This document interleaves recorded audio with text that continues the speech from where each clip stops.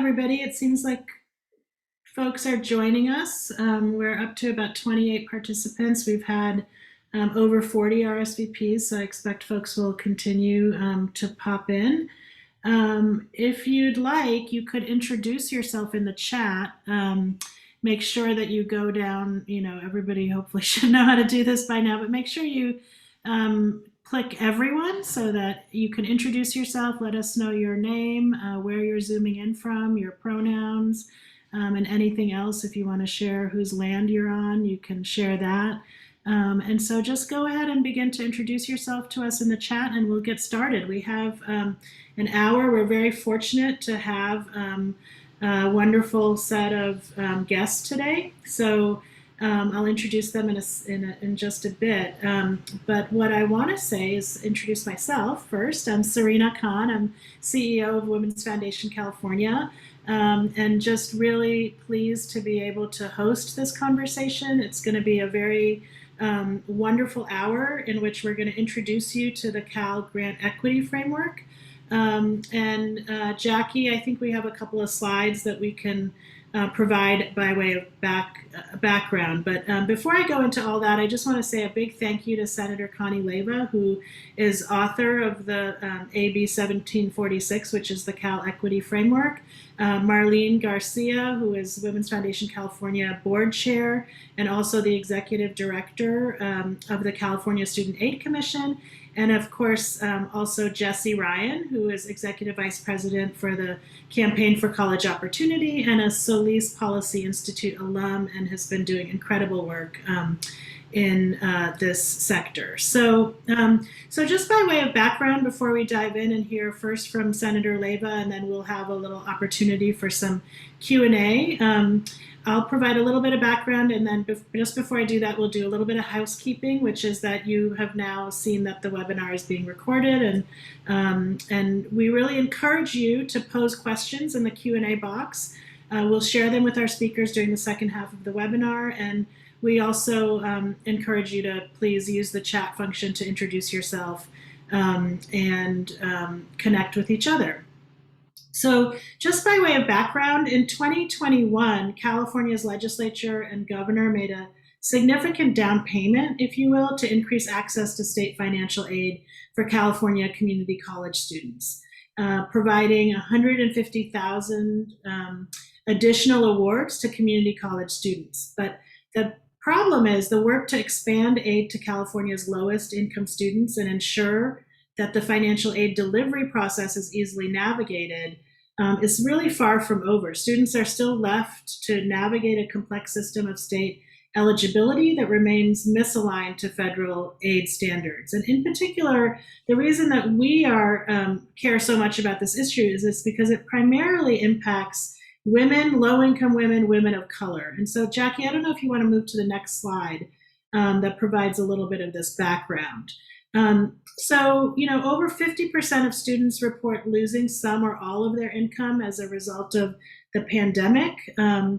Even though we are amid a significant budget surplus, the time is now to invest in our state's lowest income students. And as I said, this is really a gender issue. It primarily affects women of color, low-income communities. And we know in California, we're so fortunate to be a very prosperous state with a big surplus in the state budget, as I just mentioned.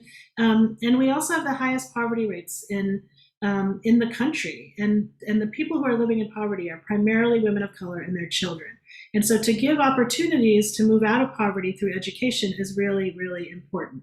So the framework essentially simplifies the Cal Grants program.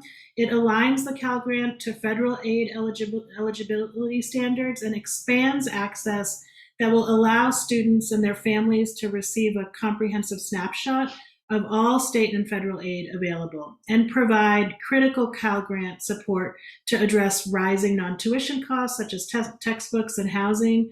And so again, I just want to underscore how much this is a issue around gender. If you can move to the next slide, Jackie, so that people can get a sense of what the Cal Grant Equity advances in terms of eligibility. 6 out of 10 or 92,000 students are women. and many are parents. And so qualifying for a $6,000 award in addition to tuition coverage at public colleges and universities makes a significant difference. And so we're fortunate here at Women's Foundation California to have the Solis Policy Institute. Many of our alums are on this call. You're each connected to your own networks. And what I often like to say is with 600 plus alums, we have the capability to really activate our networks. And that means that we can activate probably upwards of 1 million people in the state. And so that time, this is one of those times that we can do that through this call to action. So you're going to hear more from Marlene, Garcia, and Jessie about, the specifics about how this specifically, why this is so important, and the specifics around gender. But before we do that, it's really my privilege to introduce Senator Connie Leyva, who is the principal co-author of Assembly Bill 1746, which is the Cal Grant Reform Act. And I can say, having worked with Senator Leyva in the past, you've been a champion of our women, the Solis Policy Institute, of women in California, of trans women, gender nonconforming people. And so, we want to thank you for being one of California's most ardent champions of gender justice. And thank you so much for joining us today and also for your leadership on this bill. So take it away, Senator Leyva. Thank you, Serena. It is absolutely my pleasure to be here. Thank you for inviting me. Thank you for all of the work that you do and Women's Foundation California does. We have so much work to do, especially for women. But as you stated, I am the proud principal co-author of AB 1746. And thank you again for having me here today to say a few words. For several years now, we have worked collaboratively to address the important issues of increasing college costs here in California by reforming our state financial aid system, which is our Cal Grant system. Not only has the program not kept pace with the changing needs of students, but it has also evolved into a complex patchwork of programs that makes it difficult to even apply and get the money that's there. In addition to working on this effort through Assembly Bill 1456 and AB 1746, we actively supported the historic investments in the budget to expand college affordability. Several reforms still need to be adopted to make our Cal Grant program accessible and equitable for all who do not have the ability to pay for college, so that we can, in fact, meet our goals and promises to students today and into the future. AB 1456, which was vetoed by the governor last year in spite of strong bipartisan support in the legislature, was an expansive bill that sought to strengthen state financial aid in its entirety and establish a path towards debt-free college. AB 1746 continues this important work by enacting several necessary reforms, including removing all artificial barriers to Cal Grant, such as age, time out of high school, and GPA requirements. Those three things to me are just so critically important. The policy provides for a holistic and equitable strategy and clears a predictable way to afford college. Directing state resources to students attending California public universities who have the greatest financial need should be and must be a priority for California leaders. As the chair of the Senate Education Committee, I am honored to be a part of this momentous effort to truly reform Cal Grant and help ensure that our students' basic needs are met. I look forward to continuing to work with the governor, my legislative colleagues, and students, and our post-secondary institutions as we ensure access and affordability for all students. Also, as the former chair of the Legislative Women's Caucus, I firmly believe that we need to uplift women's voices within the Cal Grant equity framework, and certainly continue to empower all women to fully participate and live up to their fullest potential and their authentic selves in every single sector and industry across our great state. In a very real way, the Cal Grant Equity Framework would open great opportunities for 150,000 more low-income women struggling with poverty by guaranteeing them a Cal Grant to pay for college. And these students would fall across the various higher education spectrum, the vast majority of them being community colleges, as well as CSU and UC and independent college students. So everyone. Now is the opportunity for us to do that and access that. Also, the main way we achieve the governor's ambitious and important goal for California is to achieve, for Californians to achieve a 70% college achievement rate by 2030 is to make a real commitment to closing the racial equity gap. And the main way to close that gap is to address college affordability. And for students struggling to pay for college, especially as they emerge from the pandemic. I believe that the Cal Grant Equity Framework will certainly help to close these persistent equity gaps here in California. In that vein, I appreciate the continued work and leadership by the Women's Foundation to improve on these efforts. Since the legislative process is stronger when all voices, and certainly women's voices, are heard loud and clear in the halls of power here in Sacramento and across the state. As the late Shirley Chisholm said, the first Black woman elected to Congress, if they don't give you a seat at the table, bring a folding chair. And I think that's what we women have done. But I wanted to also give you a little update since I made these notes for this event. On Friday, I spoke with the governor's office. I'm incredibly disappointed that there is no money in the budget for our bill. And, you know, when I asked why, because when it was vetoed last year, we were told we should go through the budget process. So in January, we were shocked when we didn't see anything in the budget. And what I was told is that the governor wasn't interested in including and in perpetuating these entitlement programs. I'm just going to say it like it is. I found that incredibly insulting, and I let them know that. But we can still do this. This is where I need each and every one of you, all of the advocates that are watching today and those that aren't. Tell your friends. We need to make sure the governor hears from us loud and clear on how important this is. And, you know, he says he's pro-woman and he wants to make sure women get ahead. Well, here is a very real way to do that. So I'm going to ask all of you to help us in the legislature push this across the finish line and get it into the budget. You can count on me for whatever you need. Thank you, Serena, for everything that you're doing. Appreciate you. And thank you for having me today. Yeah, well, thank you so much, Senator Leyva. And, you know, if you have the time, we invite you to just stay on with us so that maybe folks, if they have questions, or you can respond to some of the questions that I have. And we'll invite Marlene and Jessie as well to join us. And Jackie, you can pin them. So I'll just do very brief introductions for Marlene and Jessie so that we can really dive right into the conversation. So Marlene, as I mentioned, is the Executive Director of the California Student Aid Commission and Chair of the Women's Foundation California Board. She's a Latina first-generation college graduate, so she comes to this work from lived experience and really understands the power of higher education, that it has to transform the lives of women and women of color in particular.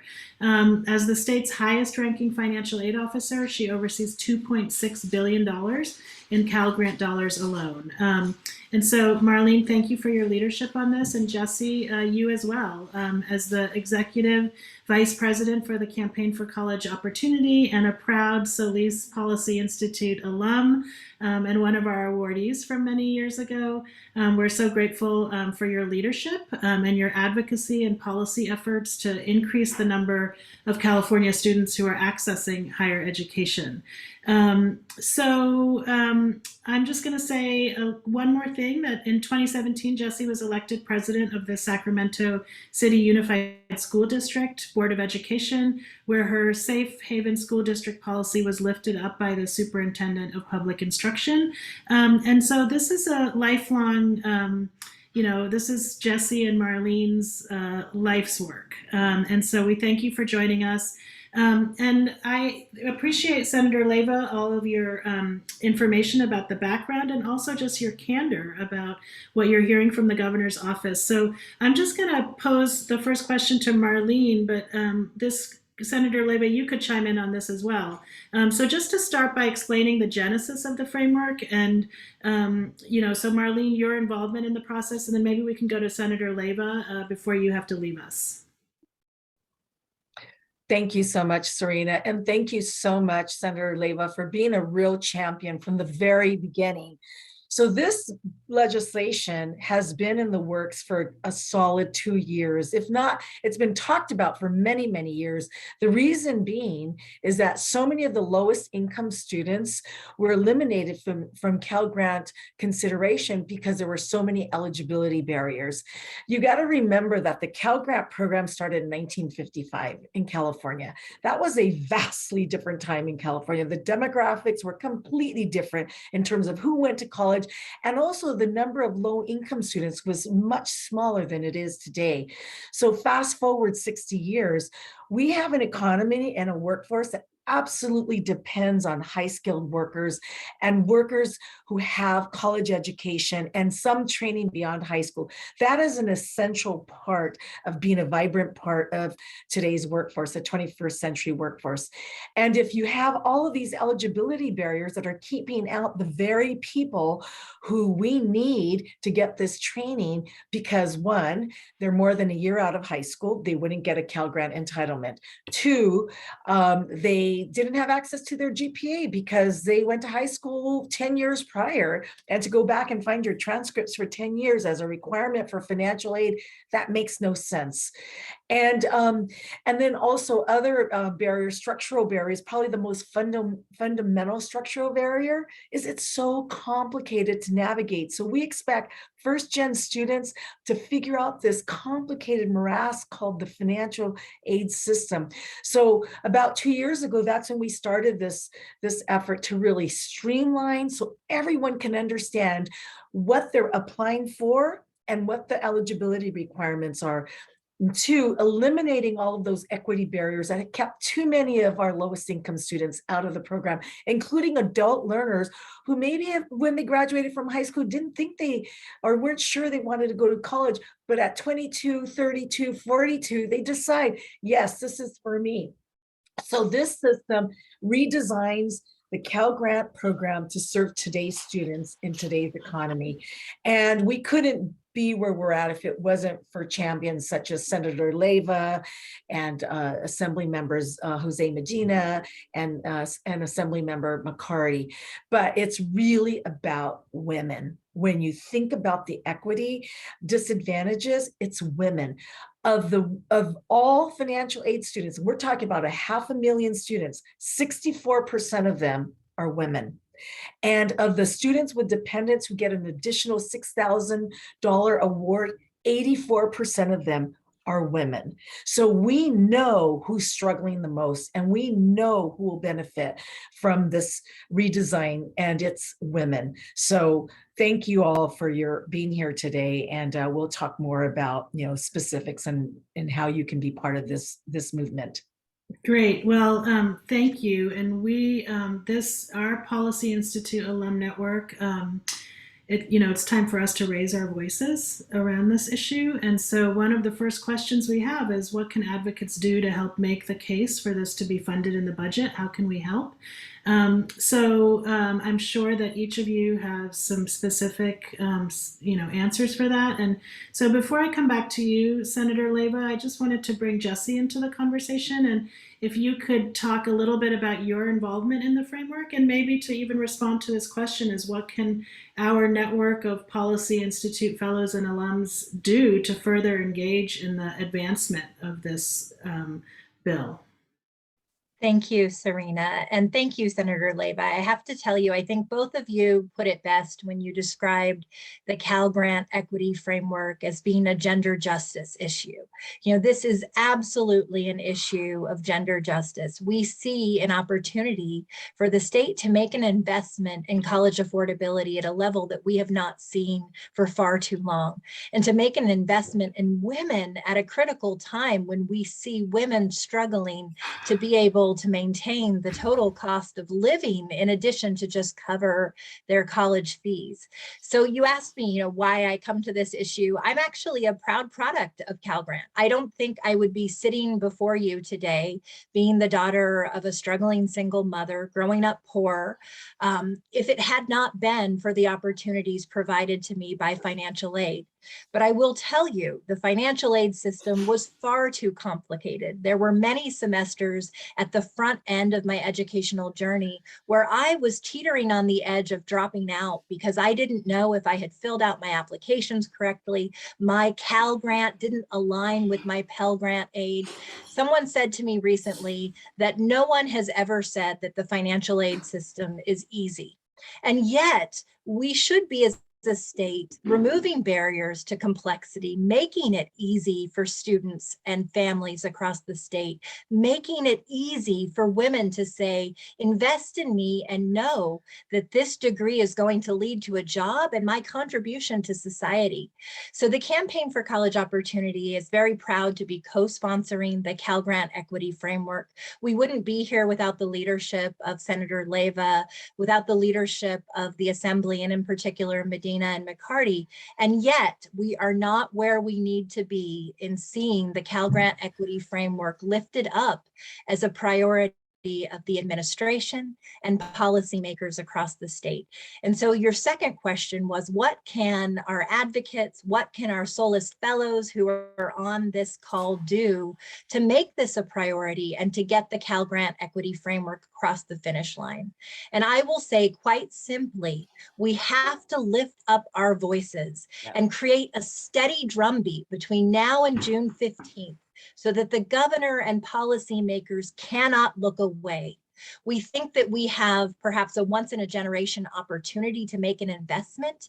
And yet, unless each of us on this call bring in 10 more and make a commitment to contacting the governor, our Senate and Assembly, and ensuring that this is prioritized and in the final budget agreement, we will not in fact see this Cal Grant Equity Framework prioritized today. And I don't know that we will see it enacted in the future.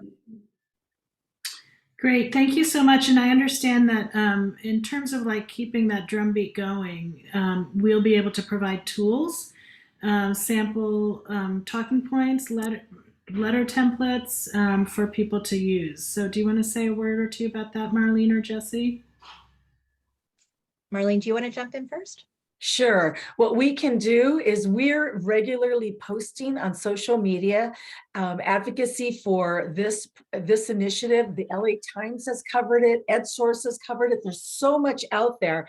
And what we need to do that is say to the governor is, if in fact you're prioritizing a college attainment level of 70% of Californians in the state by the year 2030, you have got to close the racial equity and gender gap. And the only way to close that gap is to make it affordable.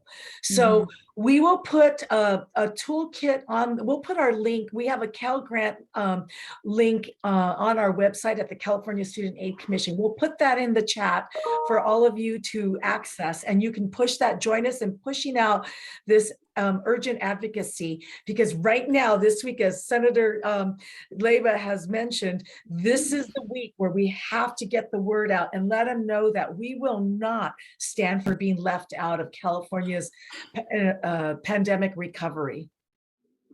Great, thank you. And yeah, Senator Leyva, I want to go to you next. And also just to let you all know that the senator can stay with us until 1 o'clock. So if you have questions, please put them in the Q&A and we'll invite you to ask the questions. But Senator Leyva, you had something to offer here?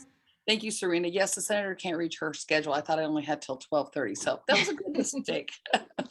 So I just want to say everything that Jessie said and Marlene said is 100% right, but I want to ask you to do something a little bit more. We need your personal stories. We need you to let the governor know and the governor's office know why you dropped out of college, or I would attend college if. I think that the artificial eligibility requirements are just, they're harming so many people, mostly women.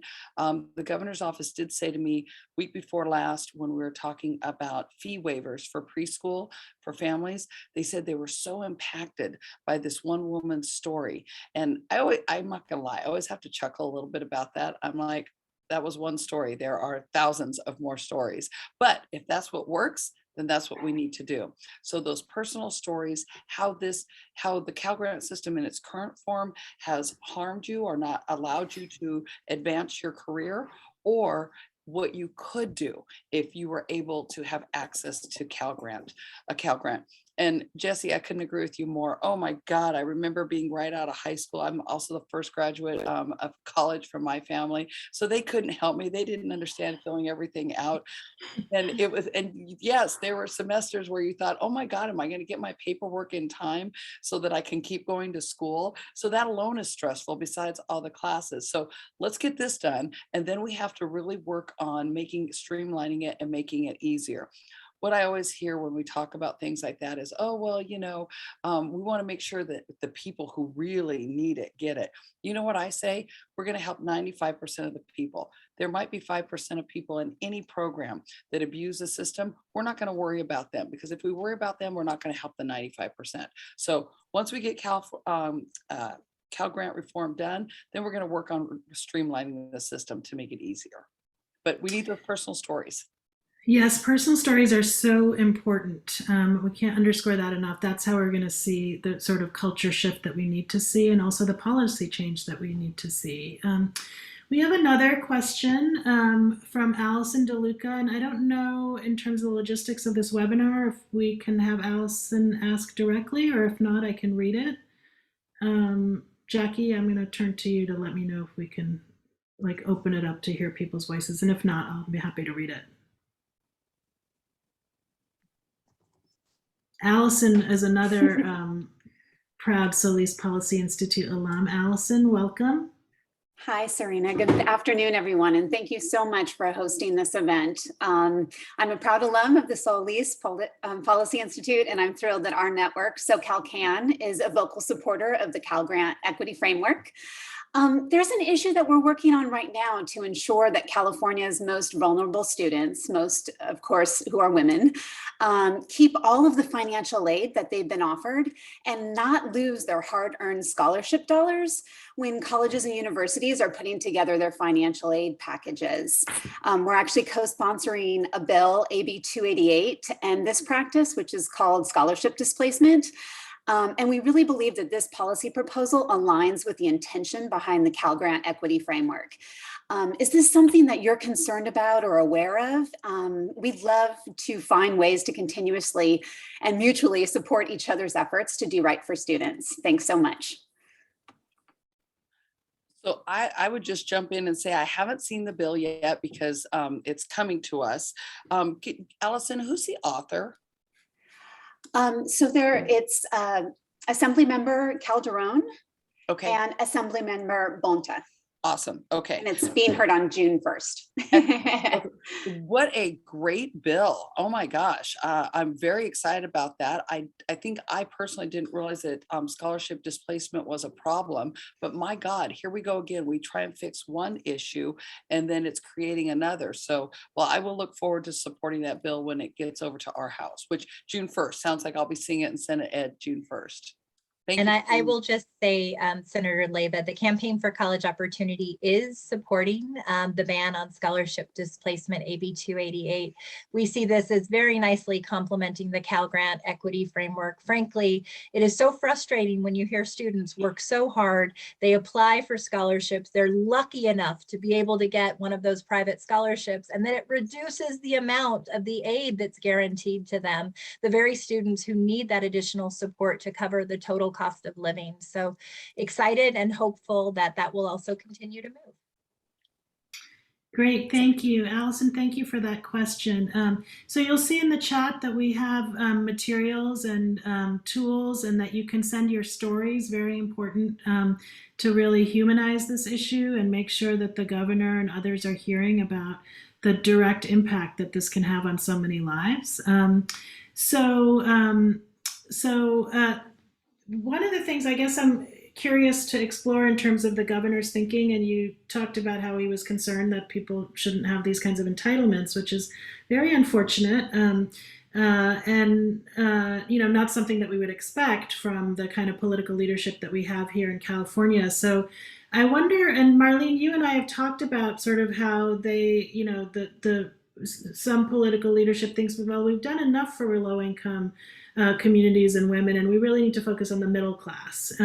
So can you talk a little bit about how the Cal Grant Equity Framework and the Middle Class Scholarship Initiative work together to achieve debt-free college in California, and what's the case that we should be making to, to make sure that we're emphasizing support for the women who really need it, who are living, with very limited resources? I'll defer to Senator Leyva if you'd like to tackle that first, and then I can follow up to your Yes. comments, or take it if you prefer. Absolutely. Yeah, I was really surprised and disheartened when I heard the word entitlement. That's not something this leadership, as you said, Serena, in California really refers to things as. So I'm not sure where that's coming from. But again, I think that if we can show and prove that this is needed, that we shouldn't have, I think we can still get it in the budget. I know that the Senate is supportive. Obviously, the Assembly is supportive. The Assembly hasn't put out their blueprint yet. We already put ours out. And this is an Assembly bill, so it hasn't come to us yet. But my team in leadership knows that even though it's an AB, I'm a principal co-author, so they know this is a priority for the Senate as well. So I still think we can get it in there. I still think we can do it, but I just think that it's going to take more work than I had anticipated. Like I said, when he vetoed 1456 last year and then said it should have been done through the budget process, I was surprised to see it left out, and now here we are again in not having it included in the May revise. But I really do think we can get there. We just need you all to keep doing what you do best. Great. I want to contextualize this equity framework and the needs that college students have with the pandemic. I neglected to say that I'm zooming in from the University of California, Irvine, where my partner is a professor. And I can tell you, not maybe firsthand because it's secondhand, that as we've been in the pandemic, to see how she has had to support her students. Irvine, of course, I think has the majority people of color on campus, and the most, I think, undocumented students also in the UC system. So the pandemic really forced our students to face a multitude of challenges. And I can tell you from watching my partner, even as today, how she's had to support her students who have multiple challenges that go above and beyond what they were facing before the pandemic. Having to serve as caretakers. One student was dialing into class because she's taking her grandmother to a doctor's appointment. Caring for younger siblings or parents or grandparents. And not to mention the trauma of what we're living through. And so I wonder if, you could talk maybe, Marlene, about the, coming as the executive director of the California Student Aid Commission, that why is adequate, and really the word adequate is the most key word here, financial aid so critical for keeping students in college, and what are the other supports that this framework is doing to address the particular issues that students are facing in a pandemic? Thank you, Serena. That is such a critical issue. And the truth of the matter is, since the pandemic, since the fall of 2019, the data we collected just prior to the onset of the pandemic, we have lost more than 300,000 students in college in California alone. That is larger than the entire UC system, graduate studies included. And the majority of those students have come from the community colleges, although a lot of them dropped out from the CSU. Now, what's really important to understand is it doesn't take rocket science to connect the dots. Which were the zip codes that were so devastated by the pandemic? It's the same zip codes where you're seeing the highest level of financial need to attend college. And a recent Gallup poll was conducted, and the number one issue of why students are dropping out or contemplating dropping out is affordability, because they're looking to stabilize their lives. I mean, if they've lost someone in their families, or their parents or their siblings are essential workers, their lives have been upended, and they're looking for stability. And what what we want to let them know is that there is aid available. You don't have to work full-time to go to college, and you can then develop the skills you need to break that cycle of poverty. And so in our mind, back to the governor and this apprehension about adopting what's called a continuing appropriations entitlement. In other words, any student who's eligible for financial aid under the Cal Grant Equity Framework will be granted financial aid. It's not going to be a lottery anymore like it has been in the past. And what I would say is our state budget is a values framework. So if we value giving people the opportunity to gain the skills they need to break that cycle of poverty and to be a vibrant part of California's economy, then our budget needs to reflect that. So I would say that's the message we have to convey, is that we believe in equity for all sectors of California, not just that 1 in 2% of Californians who are doing quite well during the pandemic, but all the rest of us who are struggling to pay for food. I mean, you look at those prices.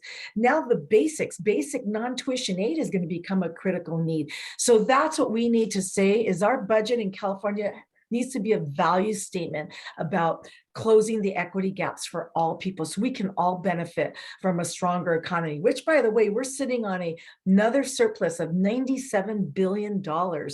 This is unheard of for California, for anyone in the country. If we don't do it now, then we have no excuse. We're never going to do it. So we've got to do it this year. And if I could just jump in real quick, I could not Please. agree more, Marlene, about the values budget. That our budget is what our values are. People, there's an old saying that says, "Don't tell me what your priorities are. Show me where you spend your money, and I'll tell you what your priorities are." And you know, and Serena, to what you were talking about, I was at Cal Poly Pomona on Friday, and I remember a couple years ago when I heard that they had to open a food bank at Cal Poly Pomona to help students who couldn't eat. And it was just shocking to me. Times have changed so greatly for our students, regardless of what age they are, time out of high school, they need our help. You know, when I was in college, I had a good union job and I worked full time, but I could pay for my education. It wasn't that expensive because my parents couldn't afford to do it. But now students working and trying to pay for tuition, they can't make it all work. So I just really see this as our job in the legislature. This is what government should be doing, especially with almost $100 billion and extra money, if you will. So, but yeah, our budget should be a statement of our values. And if our values don't include women and our future generation of workers, then we're doing something wrong. Absolutely. And you're also pointing to how these issues connect with, you know, so many other problems that we have to address in California, like housing, cost of food. You know, those are the two, childcare. Those, you know, housing and childcare are the two most expensive line items in any single mother's budget in California, and it doesn't add up. Like she's in debt because those two line items cost more than what she brings in every month, and that means there isn't room for food, transportation, clothing, and all the other essential things that we need to be productive people in California's economy. So, so we do have another Q&A, which is from somebody in one of our participants that says, "Thank you for your leadership, Senator Leyva. Are there other women in the legislature who are supportive of this effort, and can we ask them to help us share this message with the governor?" Yes.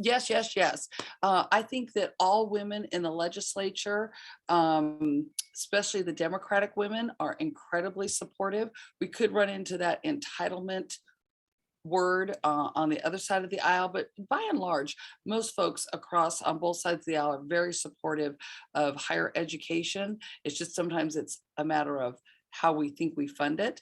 But yes, I don't know any women in the Legislative Women's Caucus who don't support this and this effort. So I would say, please reach out to all of them. And Serena, can I just jump in and say one thing? I think it's so important. You know, somebody had asked about, is the Cal Grant Equity Framework going to people who identify as women only. And I want to underscore the Cal Grant Equity Framework is going to benefit more than 150,000 low-income students across the state. The largest beneficiary within that is women. But I also want to just pull out that this is a racial equity issue, and probably why the Campaign for College Opportunity has put so much weight behind this effort. When you look at who is going to be the largest beneficiary of the Cal Grant Equity Framework, 95,000 of those students are Latinx students. 18,000 are Asian American, Native Hawaiian, Pacific Islander. We have an additional 11,000 that are African American. And so we really do have beneficiaries that reflect the diversity of the state, but we also have that at a time when we're seeing disturbing declines in enrollment and students stopping out because they don't have everything, as you said, that it takes to be able to cover their core costs of living. And so this is probably the most critical pandemic and recovery strategy that we have right now to ensure that students across the state have this as really a vital support at a moment in time when they're probably making decisions about whether or not college and the pursuit of college is part of their life trajectory. Yes. Thank you for that. That was a question in the chat from Celine Lopez. And so at Women's Foundation California, we take both the expansive and inclusive view of gender. And so, I appreciate, Jessie, you talking about, how this is going to affect people across, racial lines as well as gender. But can you say a little bit more in terms of what you're seeing or hearing in terms of gender nonconforming folks or trans folks and how the Cal Equity Framework would support them to complete their education? Yes, so absolutely, gender nonconforming and trans students will be included in that expansion of aid. Frankly, we know that that student demographic is often not supported to be able to meet the total cost of attendance. When you were talking about the need to rely on food pantries, the challenges to keep a roof over the head of our students across the state, we know that these student populations need additional supports and deserve those supports to be able to remove the barrier to attendance.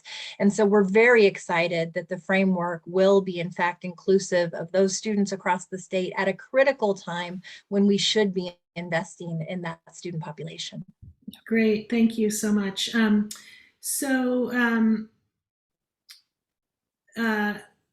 Any other questions, please pose them in the chat or the Q&A. I had a question. I think there is a question in the Q&A, but before I go to that, are there other states that have done this successfully that can also be used as a model in terms of advocacy? Or is this California being the first again? California is definitely a leader in this space.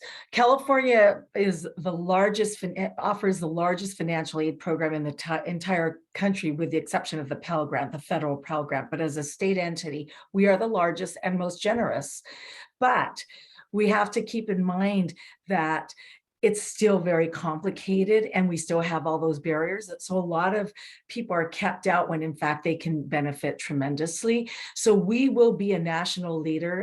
As a matter of fact, a group of us were in Washington, DC recently, where Jessie is based, and had conversations with a lot of national organizations that are watching California and taking a look at how we're breaking down those barriers and making it as easy as possible for students to access the support they need, especially for those non-tuition basic need costs. The rest of the country is looking at us. Well, I should say some states in the rest of the country are looking at us as a model for how they might expand and become a much more equitable financial aid-based state. Great.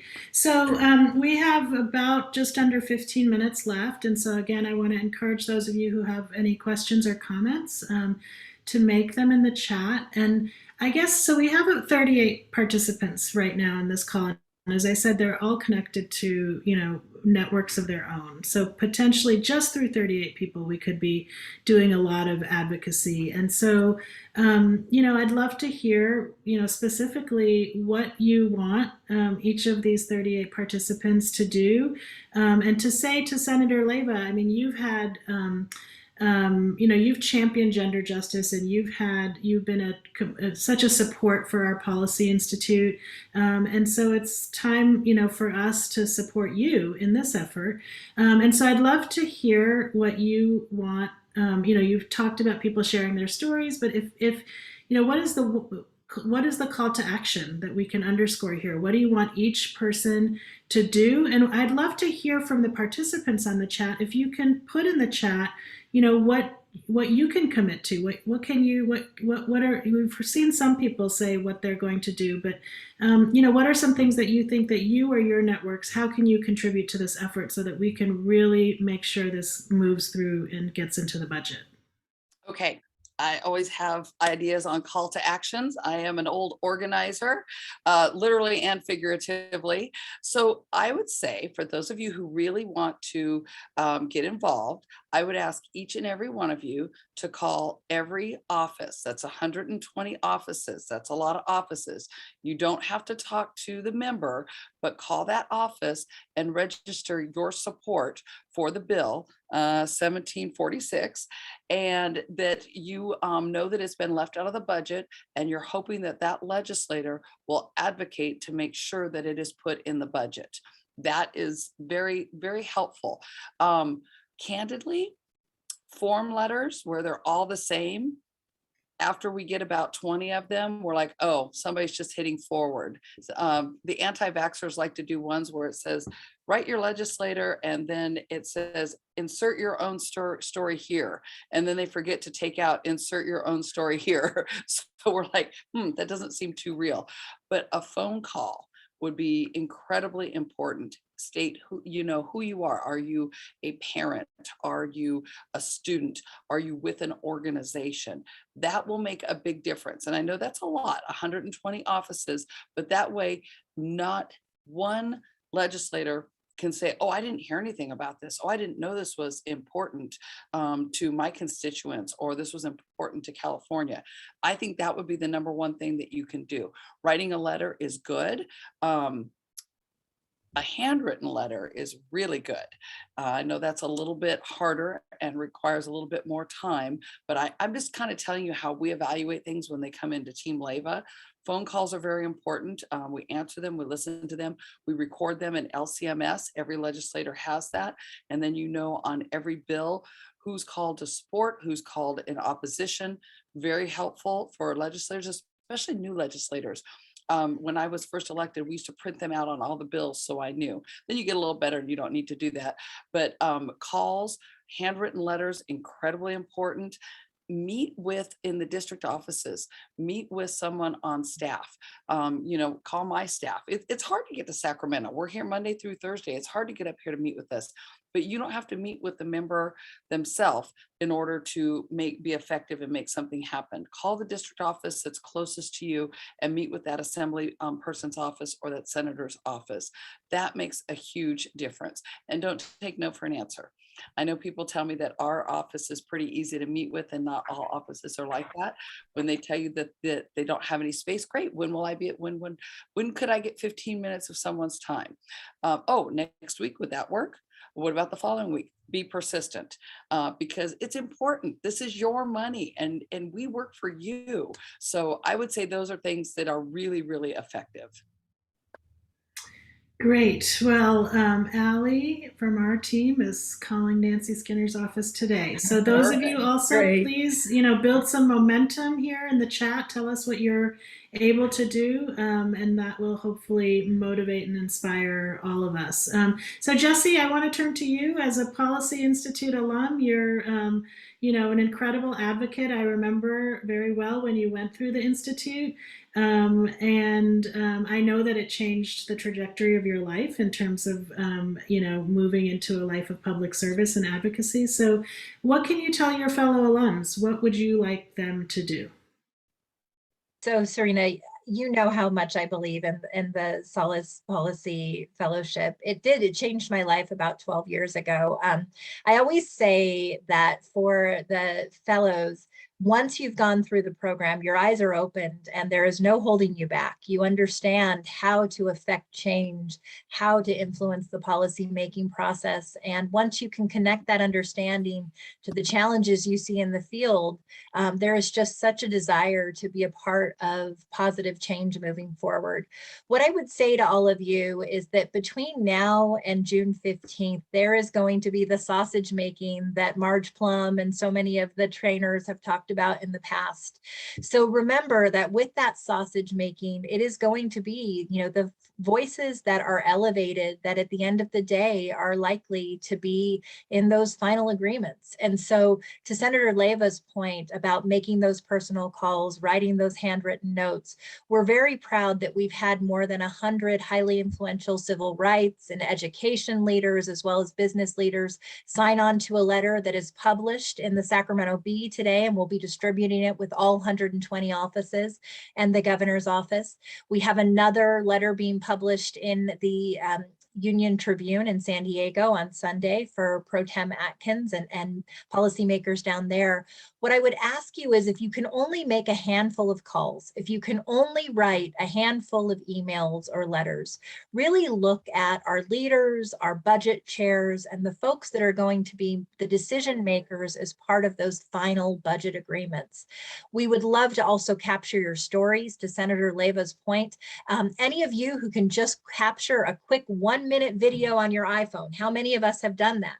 Where we talk about how college affordability changed our lives or how it would have changed our lives and why the Cal Grant Equity Framework matters. If you put that together, you can email me at jessie@collegecampaign.org, those videos, and we'll distribute them with policymakers and with the governor's office. And then the final thing I would say is never discount the power of sharing why this matters with your network. Maybe it's just a personal note that you send out to your contacts saying, I'm behind Cal Grant Equity Framework because it's a gender justice issue, a racial equity issue, and it's needed now. Will you call 5 members on my behalf and on behalf of women and students everywhere in California? So those are just a few things you can do. And at the end of the day, don't give up. We know it will be negotiations right up into the end if we're going to see this prioritized in the final agreement. Great, thank you. Nailed it. Nailed it. Good job, Jessie. Yeah, so if I much could creativity. Yes, please go ahead, Just Marlene. one more thing to keep in mind. Remember, there are 2 things in Sacramento that tend to get the attention of elected officials, and that is, that you represent big interests and well-heeled interests, or you represent an organized, loud voice. And we like to call on the organized, loud voice to say, this is what needs to happen in California. And don't make, this having been through the Solis Institute, it really makes a difference, an organized voice. So all the things that Senator Leyva has said, all the things that Jessie has pointed out that you can do, those things really matter. But I'm gonna add one more thing to the list for those of you who may have limited time. We have 2 hearings coming up that are gonna close out the budget discussions on May Revise. One is tomorrow, it's the Assembly Education Subcommittee, and one is Wednesday, it's the Senate Education Subcommittee. They'll be closing out their items, and at the end, they take public comment. You don't have to tell your story because they won't let you because there's too many people, but you can, in this instance, register the organization you represent as being strong supporters of the Cal Grant Equity Framework in the budget. It's really important to emphasize for it to be funded in the budget. And what we will do, because someone already asked in the chat, we'll send a follow-up email to everyone on this call with all of these tips and tricks, as well as links, as well as information on these budget hearings. Because if you can do that and weigh in and register your support, it really makes a difference to have a whole long line of supporters saying, we urge you to please include the Cal Grant Equity Framework in the budget. And that's happening this week. Great, thank you. I see Jody saying that she's going to call Senator Stern and Assemblymember Jackie Irwin today, so thank you for that. If others of you want to share what you're going to do, that would be great. Jessie, I love the idea of capturing a video. Speaking of stories and things that are not kind of in a template form. And then the follow-up is great, that there's a spreadsheet with, if you're able to call all 120 offices, that would be amazing. But Jessie's advice about, if you could only make a few calls, about where to direct those. So those tools will be coming your way. Any last words before we wrap up? Senator Leyva? Thank you. And I have a Zoom at 1. I just want to say thank you again so much for having me. Thank you all for your advocacy. This is just huge. And you guys get me charged up and excited. So thank you very much. Jessie, thank you for talking about the videos. Oh, my team always wants me to do videos. I hate doing them. But you know what? They get so much traction. They only have to be like 30 seconds, 25 seconds. People love them. So she's absolutely right. Please keep doing what you're doing. Let's get this in the budget. Now is the time. And I just feel like with all of us in this together, we can totally do it. So thank you for having me. Thank you, ladies, for all of your hard work. I appreciate you all. Thank you so much, Senator. And I'll just remind people that people can reach out to the Senator's office if you have questions or need additional resources. Don't be shy. Nope. And similarly with Marlene and her team and Jessie and the folks at Campaign for College Opportunity, if you have ongoing questions, they can answer them. We are here for each other. And so let's do everything we can to make sure this gets in the budget. Thank you, Senator Leyva. We'll let you go, and Marlene and Jessie, I'll just see if you have any last words to share with us. I'll just say that we are really so encouraged. Actually, we think that the governor's decision to keep the Cal Grant Equity Framework out of the budget is more of a tactical stance, because it'll be something that's negotiated with the legislature. We actually believe we're in a strong position. The legislature, both the Senate and the Assembly, have shown strong indications that this is going to be a top priority for them. And so the way, as Jessie referenced, making sausage and seeing laws being made are very similar. I think we're in the sausage making process right now, but I want you all to know that we're really encouraged that we've got the momentum on our side, and with your all help, we're going to move this across the finish line. So thank you so much for your commitment and advocacy for all the issues you deal with, including this one. Thank you. Jessie? Beautifully said. I don't have a lot to add to Senator Leyva and Marlene's wonderful comments. I do just want to thank the Women's Foundation for being such an incredible convener of an amazing sisterhood across the state. I also want to thank all the Campaign for College Opportunities Hub partners that joined us today. I see that there are several dropping their names in the chat. And just want to underscore what Marlene said, which is there is tremendous momentum. We think the Cal Grant Equity Framework can become reality, but it will only happen with our collective advocacy. So now is the time to collaborate and get loud. Great, thank you so much. We're right at time, and I just want to thank our team, Libby Benedict and Jackie Perez Valencia, for doing all the behind-the-scenes work to get us all together. Libby, of course, is our alum network manager, and so we have resources to support all of our alums. And in this case, Jessie and your work in getting this bill passed and funded. So we really appreciate everybody's generosity of time and wisdom, especially all of your comments in the chat about what you're going to do very specifically. That's a real inspiration. And we'll follow up with you via email with links and resources, as Jackie put in the chat. And also you can go to collegecampaign.org to learn more about how to get involved and to have any other questions. But know that we're all here for each other, for you. And if you have specific questions, you can contact Jessie, Marlene, and if you forget how to get in touch with them, Libby can point you in the right direction. So thank you all so much. We really appreciate you and everything that you're doing to make California the state that it can be.